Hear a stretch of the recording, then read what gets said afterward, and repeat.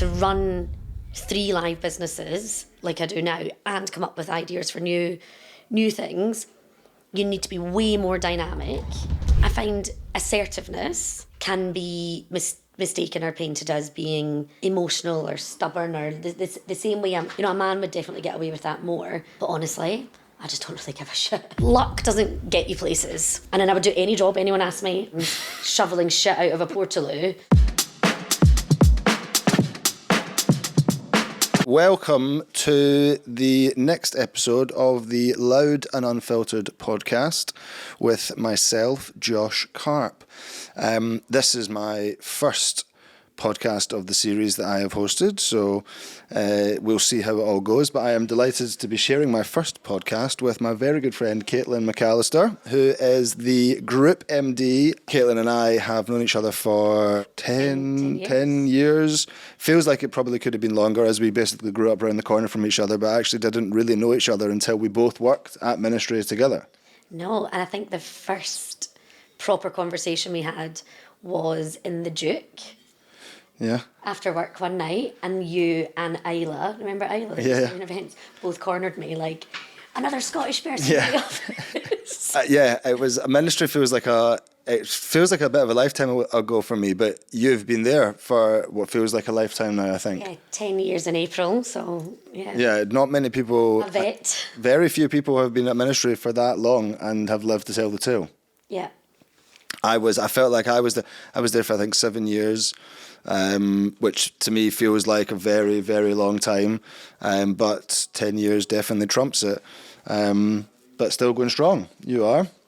Yeah, I mean, sometimes it feels like I've been there a minute, and then other times I can't really remember life before Ministry. Well, I'm super excited because we are, as a nice starter, we are at Jukebox now working again with you guys, which for me is awesome because the club and the brand was a huge part of my life for a long time, and I was sad when I left. I think that's one of the nice things is everything kind of comes full circle. Yeah. And people who were in more junior positions 10 years ago, and now everyone's gone on to do really good things. And if you think about our group of people we came up with, now you're all doing pretty special and amazing things, and then we still get the chance to all work together, and it's really, really nice and rewarding. Yeah, I speak about that a lot actually. When there's that kind of, it feels like a little bit of a golden era at Ministry when there was I was there before the sale to Sony, obviously, and the label was still part of it all, and but there was a huge 20, 30 of us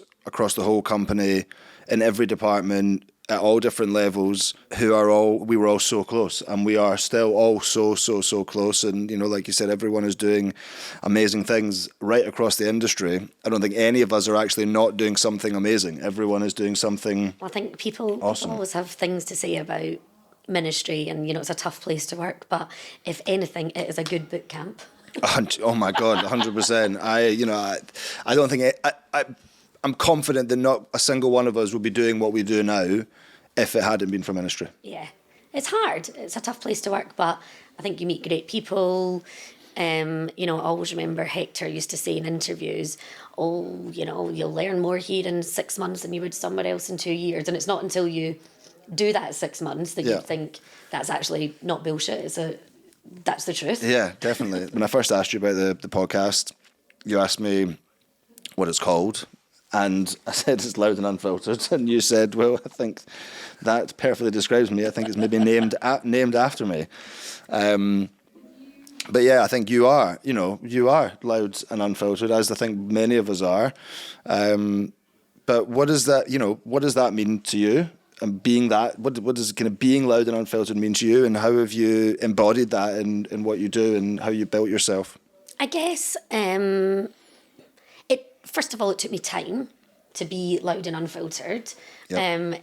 Anyone in my personal life would say that's not true, but in a work environment, it took me a bit of time at Ministry to warm up, find my place.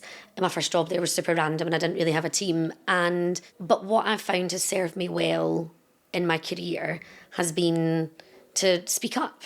It doesn't matter who you're in the room with. If people are having a conversation, if you've got a view, if you've got an idea, then say it. don't pussyfoot around. I think that's the unfiltered part. Like, being unfiltered doesn't mean you're rude or you're an arsehole. It just means, like, say what you're trying to say. Yeah. And I think there is a bit of, that's the Glaswegian nature. Yeah. And probably a little bit of, I'm an only child, so, I never had to fight with anyone. Yeah. So I was always loud and unfiltered. Yeah. And I encourage that as a culture and a way of working in ministry. When we have meetings, doesn't matter what level of seniority you are, everyone's ideas are as valid as the other. In fact, why would I not want to listen to the more young and up-and-coming members of the team who are out there? They're immersed in nightlife, they're living and breathing this every single day. Their views are probably more important than anyone else's in the room. So I think being loud and unfiltered could originally be seen as, they can seem negative words, but actually, I think embrace it. Yeah, I know. I very much agree. I know you do. I was, yes. Filtering is not a word Josh knows. No, I'm very loud and unfiltered. And I definitely think, I mean, listen, I'm not in the ministry office now, but, I feel like we all, the team of us that were there across that period, very much aided how you're able to run that company now. I think it was from a different place before all the buzz gradually started coming in. Jukebox is, as loud and unfiltered as it comes as a business. There is absolutely no filter in here. And that has been something, that I've carried through. I think, I was very loud and unfiltered, if you like, at ministry. I remember a few different occasions where it was maybe far too loud and unfiltered. And that's, I've not experienced anything like what we are in here. Not previous to here. I'm sure I won't ever experience it again. But I massively encourage it as well. It's. I think it's also important. I was chatting to our head of HR about this the other day. Sometimes you need to find the right environment. Well, not sometimes. You always need to find the right environment. And people talk a lot about the culture that's important for them. Because I've always been like this. But before I worked at ministry, I worked for the council. I literally worked for the council. And then I came into ministry and everyone was in a meeting like, yeah, fucking blah, blah, blah. And I was like, what on earth have I walked into? This place is mental. Yeah. And actually, I realised this suits my style of working way more than a really, really, really structured, rigid environment where everything takes 17 people to get signed off and it's long and really process driven, and of course you need structure and you need processes and you need controls, but in a company like ministry it's much more agile and being yourself. I think more so now that I don't think it was always that way there. I think it would I can't remember how long I was there until you joined, but I think it's eased. I think it's eased over time, and I think I think someone like you at the helm there now has definitely brought that further. When I came over here, it was the fucking Wild West. I mean, honestly, coming from ministry, which is corporate in many ways by nature, a corporate hierarchy structured business, and I've come in here. You speak to people in a certain way. Although I was very outspoken and out there in my opinion and how I would push back on certain things. I'm just as a prime, but I remember it. But if you spoke to somebody, a senior, in a certain way, you would get pulled up for that. I mean, that would still happen, but more than it's actually not about speaking to a senior in a certain way. It's about speaking to anyone. So one of the things I did early on after I took over was I got all the managers in the room and we all agreed a list of 10 non-negotiables for how we are going to work as a business. I could write that list and tell everyone. Yeah. But, people, I believe that if you do things collectively, you get better buy-in. And at the very, very top of that list is respect. And you can challenge each other. Yeah. But regardless of hierarchy, you should all have respect for one another. Yeah. And if I hear someone talking shit to another person in the office or not speaking in a respectful way, they will get pulled up the same way they would if they spoke to a senior manager like that. Do you fancy coming and spending a weekend here? Maybe implementing some of your... I can do a non-negotiables workshop with you if you want. Maybe just sit with Alex for a week or so and see if you can put some non-negotiables in front of that guy. What's funny is that we, some of the... They seem like daft things, but sometimes in a workplace you need to just remember that when someone's right in the middle of working and you just bound over to their desk and start speaking to them and you interrupt their flow, we are like, stop doing that. Yeah. We found out it was a really annoying thing that everyone did, and that is a respect for your colleagues. And so we all have this thing, and now it's become a bit of and being on time to meetings when people are late to meetings, it drives me bananas. I think it's so rude. Yeah. And now you see people running through the office and it's like, I'm not going to be late, because we all like agreed these things and we hold each other accountable. And then it's like, you're not fucking respecting me. So it's still done in a ministry way, but it's just like, we're all here to do a good job. Yeah. Make each other's lives easier. Like, treat people how you'd want to be treated. Yeah. And I think when that is the culture of the business, it makes, for me, and my experience since we've done this is working, and sometimes we need to correct ourselves. We need to come to work, we need to be happy, and also I want to figure out ways to grow the business. I want to look at new creative challenges. I don't want to deal with processes and managing bullshit with people that, so-and-so had a fight. Yeah. That's not why I get out of bed in the morning to go to work. I agree. Well, that's actually, that leads quite nicely onto the next question. But what does motivate you massively to get out of bed and do what you do every day? I really love that every day I go into work, I have all the best laid plans, and I never seem to do the thing that I plan to do. Oh my God, I say this every day. I maybe start the thing. Every day I wake up and I think, I am going to do that thing today. This thing, I can't wait, I'm going to get it done. And then I come into the office and I get stuck into emails back and forth or whatever, or I'm going checking in with all the teams or whatever, and I honestly don't start that thing. I don't reckon I start that thing until 5 o'clock earliest every day. Well, I've had to change, so I now go into the office every morning at 7 a.m, and 7 a.m. to 9 a.m, I do my things. So I pick 3 things. That makes me feel ill.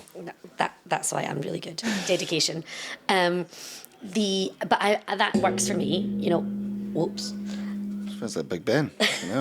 What was that? I just flicked that spring. The gong. And I find if I do those, I write myself 3 priorities that I must do every single day. I do them in the morning before anyone gets in. So then whatever happens in the day, whatever ideas come up, because I enjoy being like today, someone messages a venue's fallen through, can you fit us in on Thursday to do an album listening party? And I'm like, I want to be able to say, yeah, let's figure it out. How can we do it? I don't want to miss an opportunity because I'm stuck doing something else. I like to spend time in the business.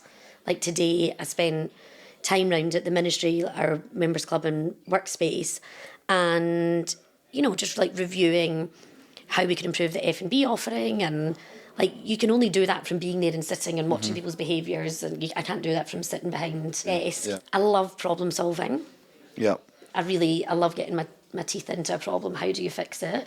I love the speed at which ministry works, and I like having a thing to figure out, and how can we do that in a ministry way? Yeah.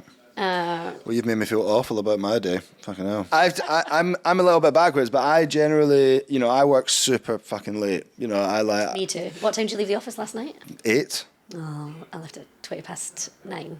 But I only left at 8 because I go home because my wife makes me come home for dinner, so that I don't have to. So she doesn't have to eat stupid late. It's okay. It's not a competition. And then it isn't. You've made it a fucking competition. Who works the hardest? And then I end up sitting working till 1, 2 in the morning, every day, every fucking day. But I'm not a morning I can't do stupid early in the morning. And I never used to be, but to be fair, it takes me 15 minutes to drive to the office. 15. Yeah. No, that's another thing as well. I'm about an hour drive, so it takes me if I wanted to aim to get in for 9, I would have to leave would have to leave 2 hours because the traffic is just so bad to get in. So I leave the house at 20 to 7 and I'm in the office by 7. Yeah, that's just I just can't do that. So I come in a bit later, but then I leave the house at like 8:30 or something, 8:30, 9. Yeah. And then I'm in for 10, but I don't leave here till 8, and I don't take lunch, and then I work till stupid hours. You get in your little. I've got myself into my little routine now. Like the mornings that I don't go into the office super early, I hate that I walk in. So say I go in at like 9:15, like a normal time, and like the day is happening. Yeah. You know, I'm like, oh, like I like to get in. You know, I found that if I just have 10 minutes more in bed, and now I duplicated my entire makeup bag to live in my bottom drawer. If I get in, I can get in just before congestion starts. I stick my makeup on when I get in while I'm having a coffee. I listen to a podcast for 10 minutes, get stuck into my emails, and you know, I get a rhythm. Yeah. And now when I don't do that, I'm like, oh, I've just come into work and it's just in. everything's straight going. In. Yeah. I know what you mean. And you know, I think easing my way into the day, ticking some things off the list. By the time everyone's arriving at 9, I know what's on for the day. And you know, I'm sure you're the same. I tend to spend my day in meetings. Yeah. So from 9 till 5, I'm not actually. You're working, but I'm not. My output feels different. And then at 5 o'clock, I pick up my laptop and I think, right. How did you guys find it during and post-COVID, when you were still when everyone's coming back to, not to dwell and talk about COVID too much, but just more on the like home, like remote working versus being in the office? You know, so for you, you know, it feels like, you know, and for me as well, you know, I love being in the office, but I also I generally get significantly less done when I'm in, because when I'm at home, there's no switch off time. Like I have no getting in the car or getting in the train or anything. You just keep going. Yeah. And I will sit there in front of my laptop without blinking till 3-4 in the morning. You're the same as if I'm at home. I can just go and go. Yeah, constant. I mean, the remote working thing, I guess the nightclub was shut, so everyone was furloughed. There was like nothing to do. Yeah. Wait, did you guys go, when we kind of reopened again, were you straight back into 5 days in the office? Or yeah, we were just back. Right. And at the beginning, obviously, it was difficult. And then as we were recruiting, when flexible working was, you know, a really important thing for a lot of people, we found it challenging. Now, people don't blink when I tell them we're 5 days a week. Yeah. And don't tell Alex that. I think it's changing a bit. Yeah, it's different. And, you know, it's important for a creative business. And I am telling you, we would not come up with half the ideas that we do if people weren't walking over to each other's desks, if they weren't outside having a vape, if they, you know, it sounds like really cheesy, like those water cooler moments. Yeah. But you don't get that via Teams. And you definitely, if you are a more junior member of the team, you do not get the exposure to stuff sitting in your kitchen. I completely agree. No one invites you to a Teams meeting the same way they would say, do you want to come and join this? Yeah. Or so if you think about the discussions and the ministry office, like, that happen at people's desks. Yeah. And then you swivel around in your chair and, you know, and then things happen organically, and I know a person and this happens. Yeah. It just doesn't happen. Yes, you can do it occasionally, but I like being in the office. It suits me, and I've found that it works well for us as a business. And also, we're like, the club's one thing, but, you know, we've got the members club in the workspace, we've got the events business. Like, we're delivering stuff. Yeah. I guess it's different when you're when you're operational. It's different when you're in that. 50-60% of my staff are in live delivery mode. Yeah. You know, they're baristas, they're receptionists, they're delivering meeting rooms and events. They're doing all this stuff, and you need to be in for that. Yeah, I get that. What would you say has been the biggest challenge for you coming through the ranks, not just at ministry, but I guess predominantly ministry, but like, you know, from where it all began to kind of coming through, you know, you've been in ministry 10 years now. What was your role when you started? So I started as an assistant project manager. Okay. Remember, we were going to build a new club on that piece of land behind where the club is at the moment. Oh, yeah. Oh, well, Mercato, isn't it? Uh-huh. Yeah. So I came into work on that. Yes. I came into work on that. And then the gym.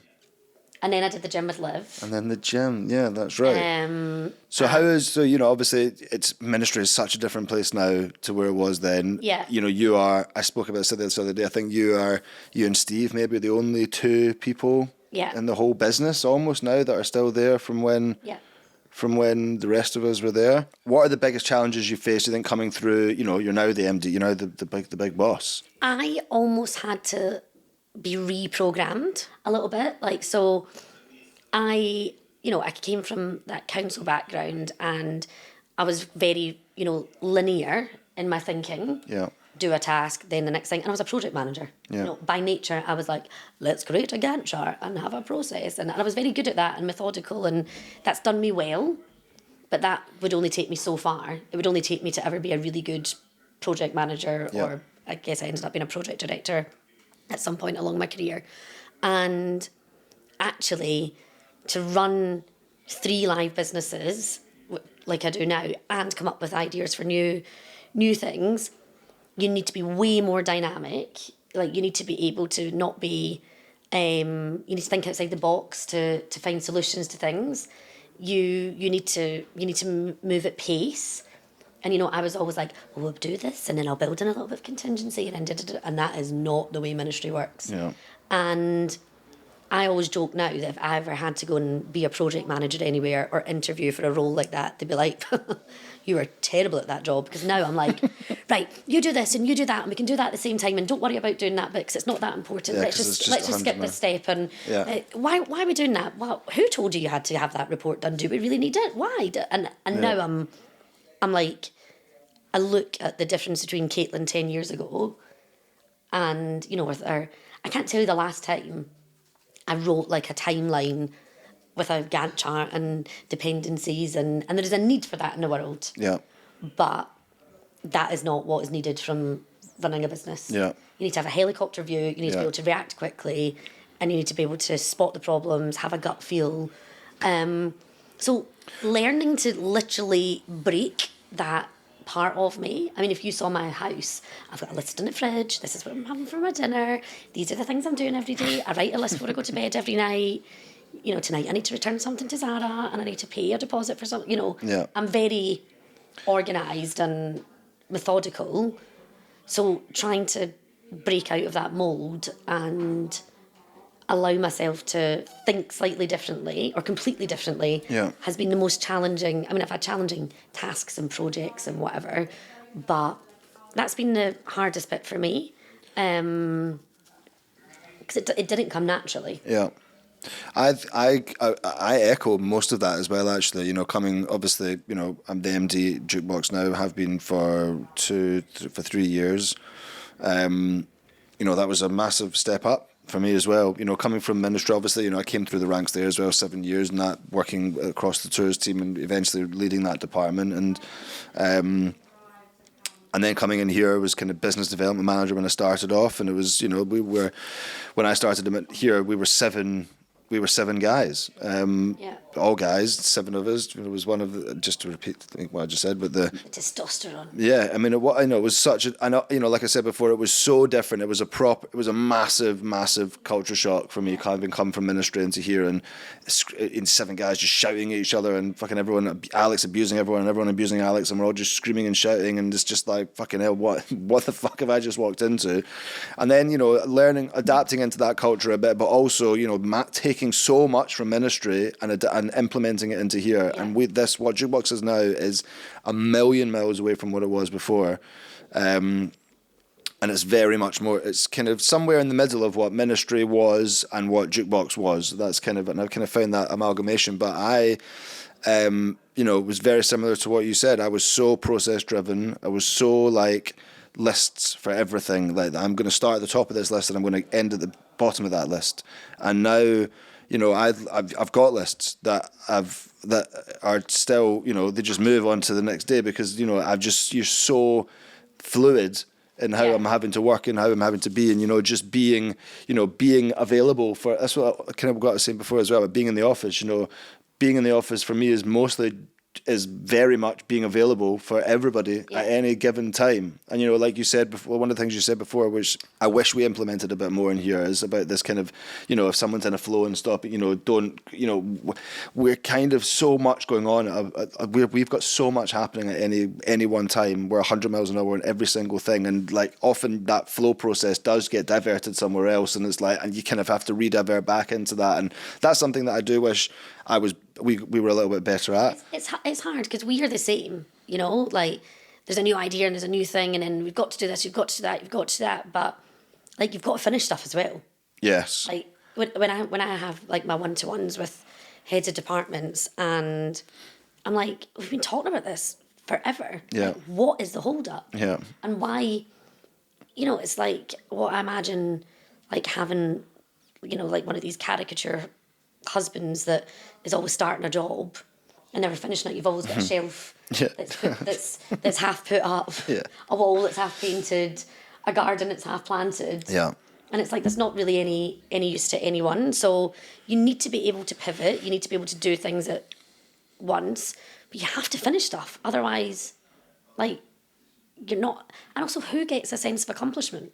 Yeah, I think we're very, with companies and individuals are both very similar in that sense. But it's not that we're not finishing things; it's that it takes longer to finish things because we're always trying to do something bigger and better. Yeah, which is good. Like, you know, I think it's definitely the way. It's how do you, and it's really difficult to have that culture and encourage that, but also be like, you've got to do something and you've got to do it properly. Yeah, yeah. You know, to execute at pace and allow space in your brain for other things and do it well. Yeah.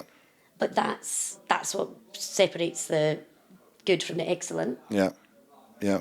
How do you find it challenging? I guess we spoke about this before. You are where you are on absolute merit. You know, it's not about, you know, it's not gender or, you know, I feel everybody should be where they are based on merit. But you can't hide the fact, you know, this is a heavily male dominated world, especially in the kind of club management director MD side. How have you found that super challenging? And how have you kind of navigated that so far? I mean, there's kind of several parts to this. So I guess club world is male dominated, but before obviously, as part of my role at ministry, like I built the ministry. That's construction and property world. Yeah. So again, male dominated. I mean, try and be Caitlin in your leopard print with the blonde hair and the boobs, walking onto a building site and talking about an HVAC system, and someone saying, "Yeah, all right, love," and I'm like, "No, but actually, what are you doing?" And I get this. Like that space is actually tougher, I find, in club world. Yeah. But I grew up in a house and an environment where I didn't know that being a woman would ever be a challenge. Mm-hmm. I had a mum who was a really senior manager in aviation. I was surrounded by lots of successful women in my life that had full-time jobs and worked really hard and had balance and families and, you know, all these things, and were happy. And it wasn't until I got a bit older and I started to go out into the workplace that I realised that, you know, there are certain challenges that are faced as a woman, but I think my level of naivety until that point was quite a good thing. Yeah. Because I wasn't tainted in any way. So, you know, I've got my mum and all the women around me in my life to thank for that. But, you know, I think the thing is sometimes women can be painted as, I find assertiveness can be mistaken or painted as being emotional or stubborn, or the same way a man would definitely get away with that more. But honestly, I just don't really give a shit. I don't really care. Like, I've got a job to do. I'm not trying to, and I know in my heart of hearts, I'm not being an arsehole and I'm not being emotional. And you know me, I can separate my emotions quite easily from getting something done. I can be very objective in that way. Yeah. So if people think that, I'm like, whatever. And actually, you lot are way more emotional than any of us. Yeah, I'm very fucking emotional. And in the club world, my God, do you all want to put your dicks on the table? I am passionate. No, and listen, it's a good thing. I call it passion as opposed to emotion, but yes, I do know what you mean. So it's definitely not held me back. And if anything, you know, if you're clever about it, then you'll use it to your advantage. And I don't mean like batting my eyelids. I mean, men and women have different things that yeah, you can call it that. Yeah. So actually, welcome to this biology lesson. They have different attributes in the way they approach things a lot of the time, and I think, you know, having a mixture of that in a business, you know, it provides good balance. Yeah. The fact that it's now me, James, and Lohan. Do you think the dynamic between you, James, and Lohan has changed over the years? Oh yeah, for sure. Well, they've gone. We've had to change. It's changed for all of us. Do you think you've changed them? Do I think I've changed them? I think, have I changed them? I don't know. I think they are who they are, but I think we as a three have really learned how to communicate with one another, respect each other.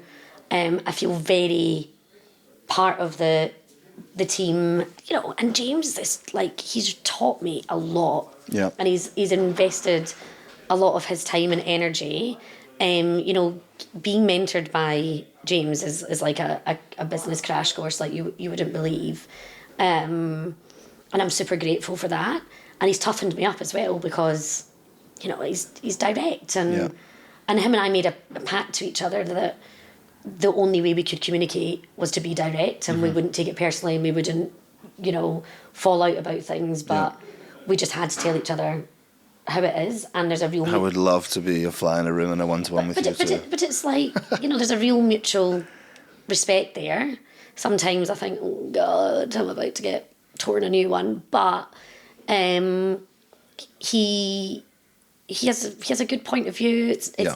He looks at things in a different way. It's nice to be challenged. And I think if you're not going to work and learning something or having to be forced to think in a different way, then what's the point? You know, I really enjoy that. It's another string to my bow. I mean, I think I think it's, you know, having... I said this, you know, I never had huge amounts of interactions with James when I was at ministry. A little bit more so with Lohan, but also, you know, neither of them too much. But enough to know what they were like. And I think, you know, throwing Hector into that mix as well. I know he's not there now, but, you know, I think throwing him into the mix as well. But I think the dynamic, you are each so different. Yeah, I mean, we're completely different. I mean, James is a lord. I'm from Glasgow. That's fine. But it works, you know. It's one of those things that it just works, and it's like, and yeah, I really like it. It's a bit mad at times, but that's all part of that thing that's kept me around. I like the unknown. I like going into work, and I like not knowing what's going to come our way. And I like that he, after, you know, ministry's 33 years old, I like that he still has that zest and passion and curiosity for exploring new ideas and working with someone who encourages you to take risks and give things a punt and figure things out and do it yourself. You know, James likes to figure it out for yourself. If you want to run the business, you need to know. It's just so empowering. And the amount of random shite and knowledge I have learned over the years, from building a gym, inserting a water tank, to redo all the toilet flushing mechanisms in the club at Ministry of Sound, to how to start a candle range, to I don't know what other random nonsense that has happened over the years. Speakers and it's fascinating, and it widens your network, and it allows you to see things from, you know, a different. It gets you out of your industry box. Yeah. As well, you know, you're not just like dealing with people in music and nightlife all the time, or dealing with people in workspace and property. Yeah.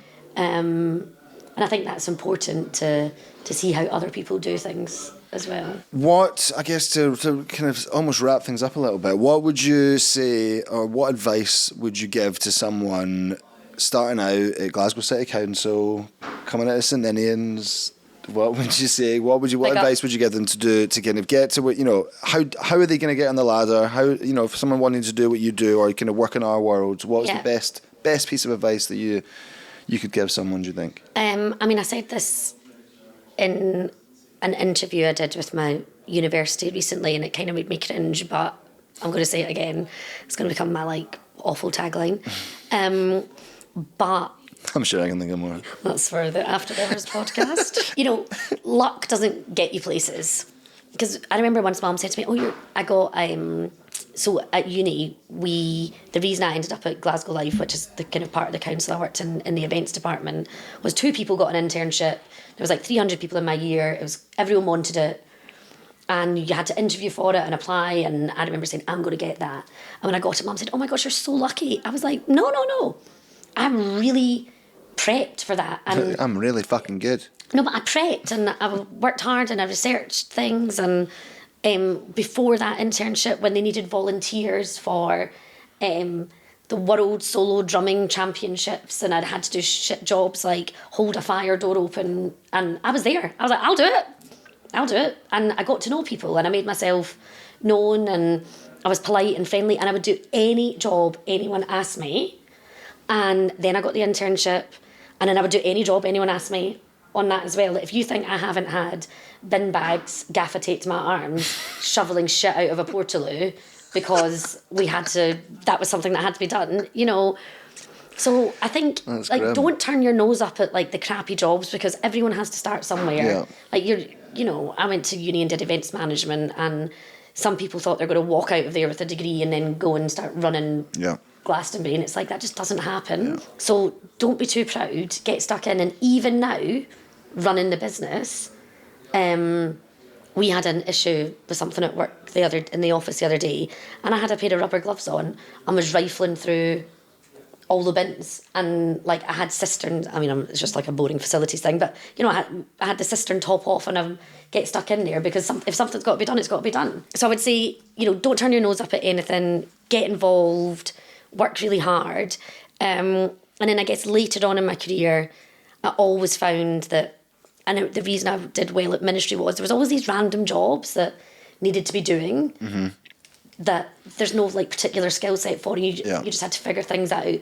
And I would always be a bit I'll do that. Yeah. I don't know when the tours department used to take a suitcase somewhere, then we said, right, okay, we're going to use a distribution centre. And I was like, I'll go and visit distribution centres in Luton, and I'll do a tender for that. I was like, yeah. And then suddenly that I had a project that was 6 months, and if I hadn't done that, considering probably the first 3 projects I worked on at ministry didn't happen, I could have been out of a job. Yeah. But I kept finding ways to make myself useful. Yeah.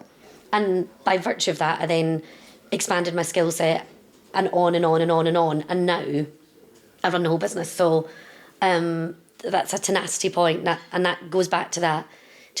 Just do stuff. People are sometimes, that's not in my job description. That's not what I want to do. And it's well, yes, okay, have that personal integrity, but sometimes you just got to get on and do things. I love it. I love that. An excellent way, I think, to finish things here. It has been an absolute pleasure chatting to you, Caitlin. Lovely. I'm so happy again that we were able to pop our cherry together. Yeah. But and I hope you all enjoyed watching and listening. I'm sure we will probably have you back again to have another chat once we're down the line. But there's so much stuff. Actually, I guess one thing to quickly finish was super exciting stuff coming up in ministry this year. What do you want to tell us about? Anything super cool going on coming up? Yeah, we've got some great things. So we're launching 3 new brands this year. So we launched Urge in February, which is our new tech house now, and we're going to be running them quarterly. It was so good. So we've got another couple of them coming up. And actually, that was one of my favourite things I've done in a while, because it wasn't just about the music programming, but the production, what was on the screens, every single element of that club experience. You need to come down to the next one. It was just so well thought through. And then we're bringing back Smooth. Nice. Which I am super excited for. It's just a shame that I need to act like a responsible person in the club, and I can't really enjoy it. I'm surely you can have a night off. turn the CCTV off. Get in the back room. It's really annoying. I just can't relax. No, I know. And we've got the launch of another night called Disco Daddy. So there's loads of great things going on. We're doing a whole summer season this year, so day parties every Saturday and Sunday from Wicked. April through to October.